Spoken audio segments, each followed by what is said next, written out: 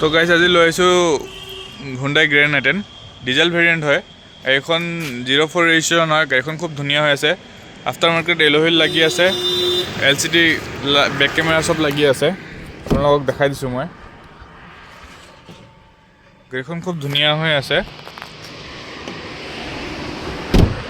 2013 model হয়। আগৰ দুটা পাৱাৰ উইণ্ডো পাই যাব। আফটাৰ মাৰ্কেট এল হুইল লগোৱা হৈ আছে। টায়াৰ কণ্ডিশ্যন চাব পাৰে, টায়াৰখন ধুনীয়া হৈ আছে।